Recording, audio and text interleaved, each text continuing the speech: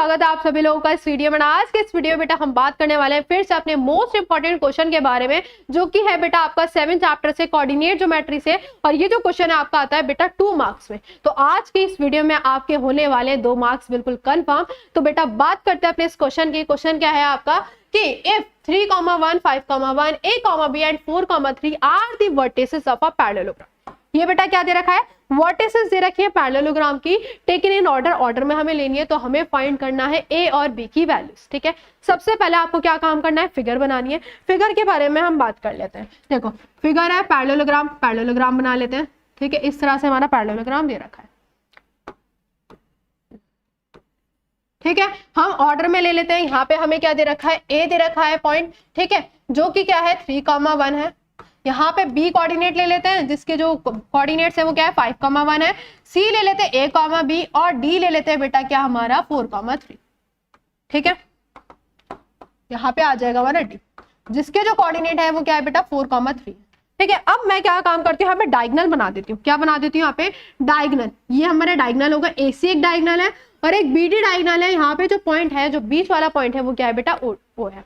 ठीक है, अब आप सभी लोगों को तो ये बात पता ही होगी कि जो पैरेललोग्राम के जो डायगोनल्स होते हैं वो क्या करते हैं बेटा, बाइसेक्ट करते हैं एक दूसरे को। ठीक है, ओ पॉइंट पे क्या कर रहे हैं बेटा, ये बाइसेक्ट करने, मतलब ओ जो हो जाएगा इसका क्या हो जाएगा, मिड पॉइंट हो जाएगा। तो हमें पता है कि वी नो दैट कि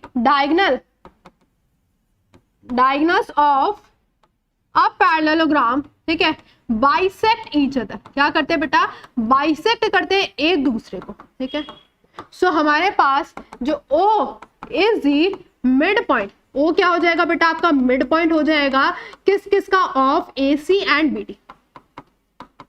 ठीक है, इतनी बात समझ आ गई। O क्या हो जाएगा बेटा, मिड पॉइंट हो जाएगा किसका, AC का और BD का।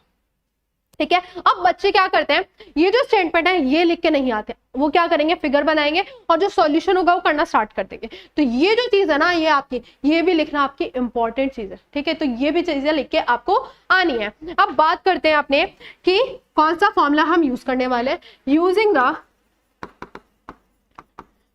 द कौन सा फॉर्मूला बेटा, मिड पॉइंट फॉर्मूला।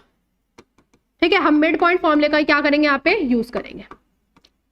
अब आप सभी लोगों को पता ही है मिड पॉइंट फॉर्मूला क्या होता है कि x1 + x2 अपॉन में 2। ठीक है, y1 + y2 अपॉन में क्या हो जाता है बेटा, 2 हो जाता है ना। अब कौन से साइड पे लगाएंगे, पहले हम बात करेंगे किस पे, ऑन AC।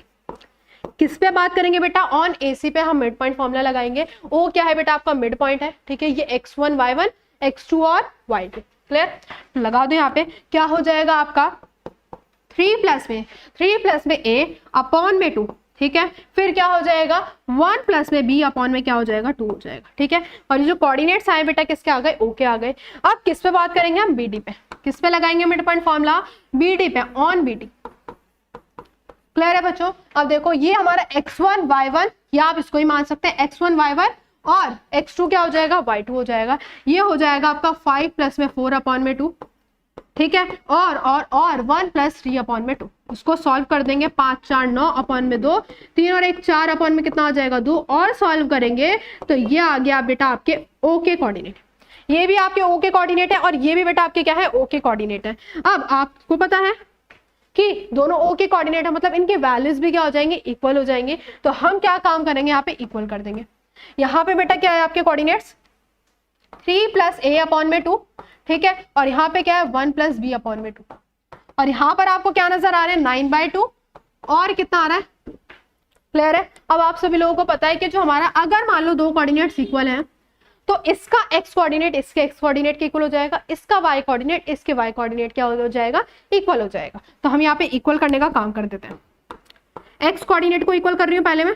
ठीक है, फिर हम यहाँ पे y कोऑर्डिनेट को इक्वल कर देंगे। 2 से बेटा 2 कैंसिल आउट हो गया। ठीक है, ये क्या बचा हमारे पास 3 + A = में 9, प्लस का 3 उधर आके माइनस का 3 हो जाएगा। तो 9 में से बेटा 3 जाएंगे तो आपके पास A की वैल्यू बेटा कितनी आ गई, आपके पास आ गई 6, जो कि है आपका आंसर। ठीक है, ये क्या आ गया बेटा, आपका आंसर आ चुका है किसका, A का। क्लियर है इतनी बात। अब हम सॉल्व करने की बात करते हैं B को। ये क्या है 1 + B अपॉन में 2 इक्वल में 2 डिवाइड में ऊपर जाके बेटा मल्टीप्लाई हो जाएगा, है ना। 2 2 = 4, प्लस का 1 उधर आके माइनस। तो 4 में से 1 जाएगा तो B की वैल्यू बेटा कितनी आ गई आपकी, 3 आ गई। कितनी आ गई आपकी 3 आ गई तो ये हो गया आपका आंसर। क्लियर है बच्चों? तो इस तरह से जब भी आपका आंसर आ जाए आपको क्या कर देना, उसको बॉक्स में बंद कर देना है।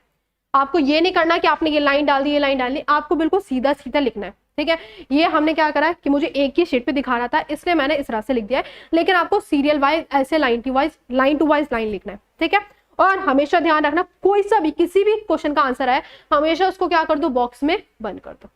ठीक है, तो ये थी बेटा हमारी आज की वीडियो। आई होप अच्छी तरीके से क्लियर हो गया होगा कौन सा पॉइंट कहां पर आपको लिखना है, कि ये भी दिखाना है कि हमने कौन सा फॉर्मूला लगाया है using the mid point formula. हम यहाँ पे मिड पॉइंट फॉर्मूला यहाँ पे यूज कर रहे हैं। ठीक है, मिलते हैं बेटा नेक्स्ट वीडियो।